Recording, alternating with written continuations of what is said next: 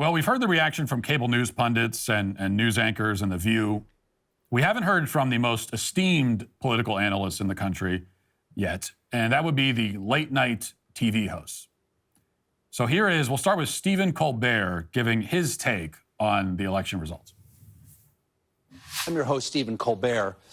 Well,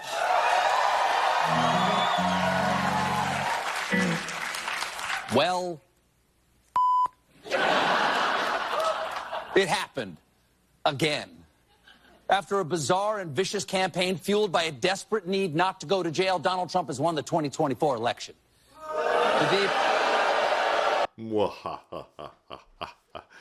Get over it, bitches.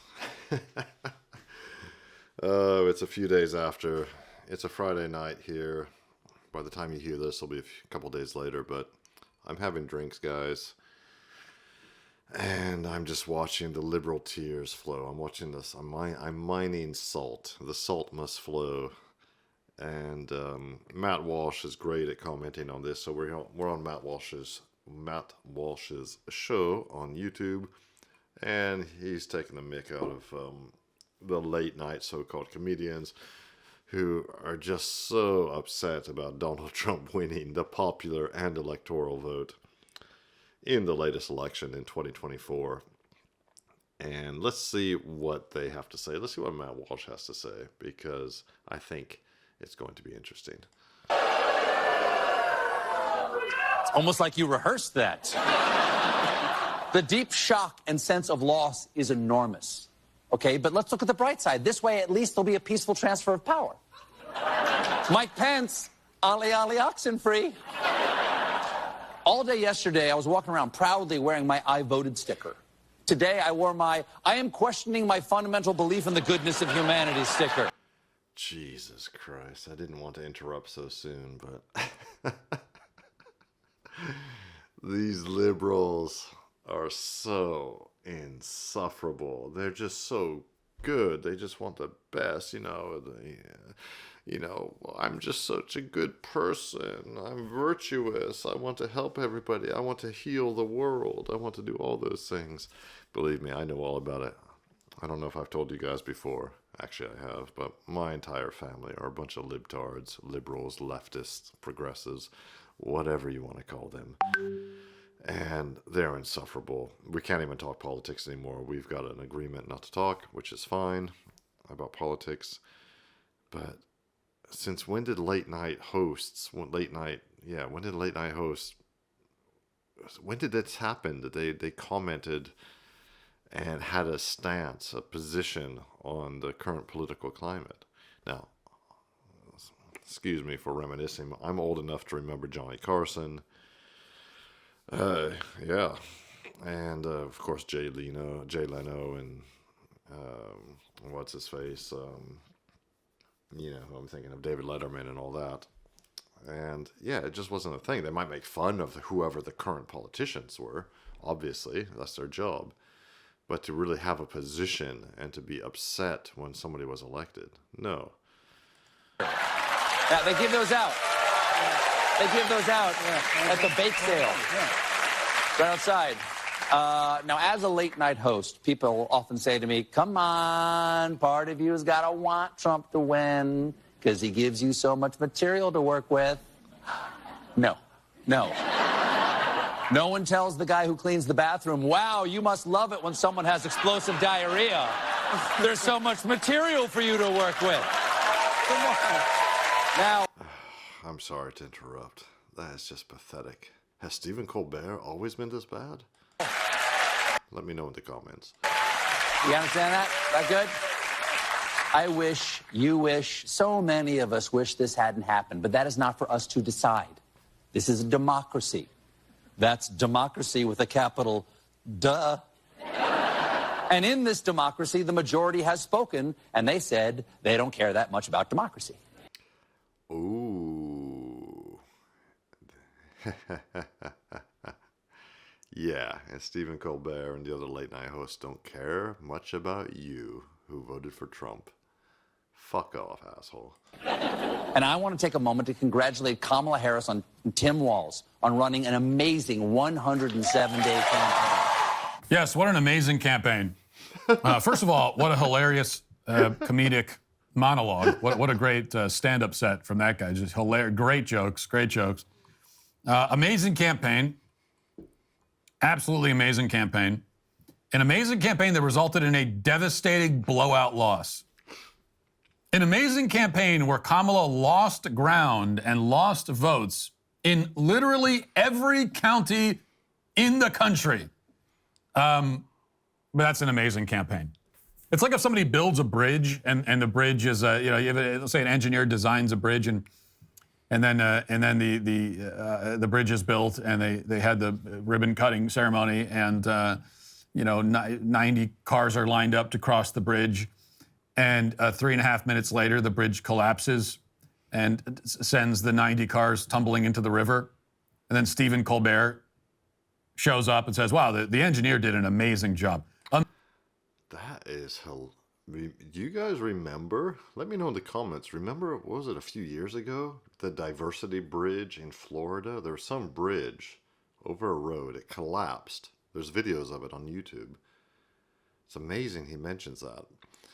But the bridge collapsed, and immediately the autists on 4chan went onto the website of the company that built the bridge and found that they were really into DEI and affirmative action, and they were very proud that of all their women engineers and all that who had built this bridge that collapsed.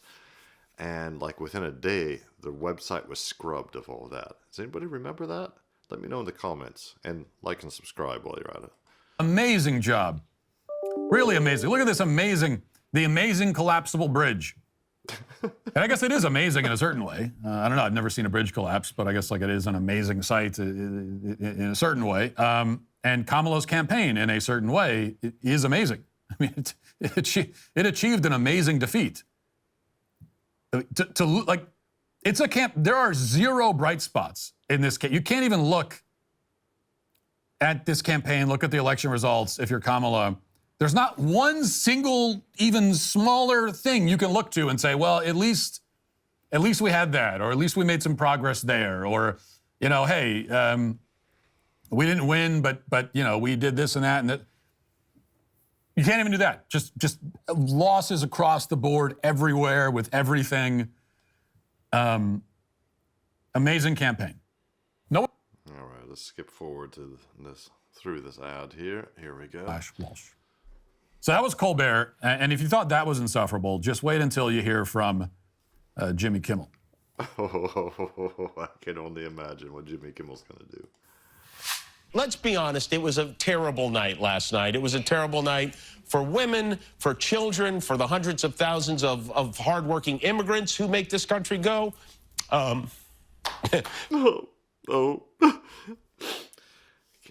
Just listen to what this guy is saying. It's a terrible night for women, for children, for immigrants who make this country go, as he said, while holding back tears. Really? Was it a terrible night? Lots of immigrants, lots of foreigners, lots of women, no children probably, voted for Trump, Jimmy Kimmel. For healthcare, for our climate. For our climate? What the fuck? For science, for journalism, for justice, for free speech. I'm sorry, guys. I'm sorry to keep in. Did he just say for journalism? For journalism? No, it was a great night for showing just how corrupt and pathetic and partisan the mainstream media are. It was a fantastic night for that, Jimmy Kimmel. It was a terrible night for poor people, for the middle class, for seniors who rely on Social Security, for our allies in Ukraine. Sorry, what is Ukraine? What does the Russia-Ukraine war have to do with America? Not our problem. We have plenty of problems in the United States and in Western Europe, by the way, where I happen to live. For NATO, for... Oh, Jimmy Kimmel's very, very sad about NATO. The truth and democracy and decency. And it was a terrible night for everyone who voted against him. And guess what? It was a bad night for everyone who voted for him, too. You just don't realize it yet. And most of all... So Jimmy gets emotional there, starts crying a little bit. which just, it's so disgraceful. If you were capable of shame at all, to be crying on camera because you're sad that your candidate didn't win the election, you are a grown-ass man crying over that. You know, I know we've grown accustomed to these late night alleged comedians being total partisan hacks. We've grown accustomed to it, but it really is just egregious. And it wasn't like this until recently, until Trump. Before that, the late night shows at least made an effort to appeal to everybody. Jay Leno was a mainstream comedian, and he did a show that was designed to appeal to a wide cross-section of the country. But now these late-night shows have decided that they don't want half the country, more than half, as we've seen, more than half. They don't want more than half the country. They don't want more than half of the country to watch. Kamala was just blown out, landslide loss. She lost the popular vote.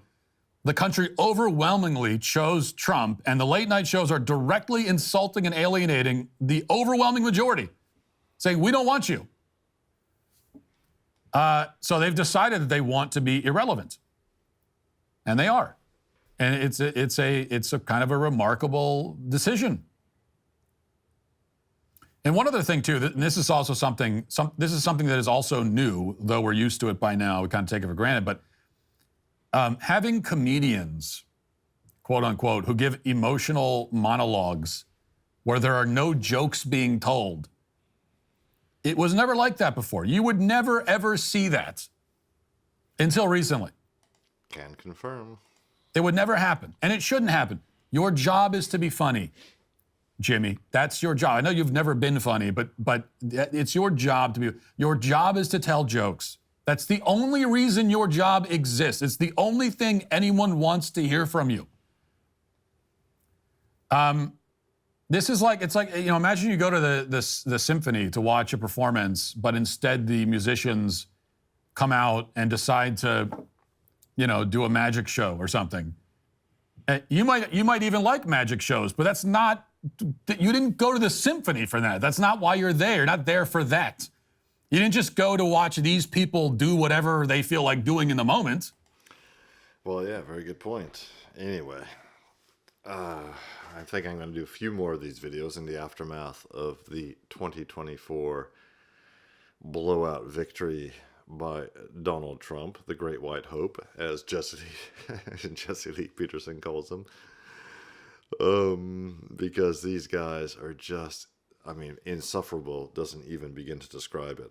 But like Matt Walsh says, yeah, there was a time when you turned into late night TV because you just wanted to, you know, you want to have a monologue by the host at the beginning. He's kind of funny, like Johnny Carson, you know, not super funny. He's not a comedian, but he's amusing. He's gentle. He's certainly not trying to disenfranchise or to push away half of the country, or more than half of the country in this case. And, you know, people just want to have a good time. They have a few guests on. They talk about the latest movie or some sports or something like that. They have a real comedian on. Typically, they would introduce up-and-coming comedians. And, yeah, but no. Everybody wants to be a pundit these days. You know, Jimmy Kimmel, Stephen Colbert, Jimmy Fallon, all those guys. Whatever, if that's the way they want it. If I were you, I don't live in America, as you guys know, any of you who've been watching my videos. I live in an as yet unnamed Western European country in the European Union. And of course, in the European Union, everybody's freaking out. Like, by definition, 95% of the people here are total libtards. Not gonna lie. Not me, though. I'm holding the fort. But I've distracted myself. Anyway, yeah, I wouldn't give those guys your custom. Don't watch those shows. Don't watch Jimmy Kimmel. Don't watch Stephen Colbert. Don't watch all those idiots. They do not respect or like you. So anyway, let me know what you think in the comments. I'm going to leave it there. Please like and subscribe. It really helps me grow the channel and continue making content for you.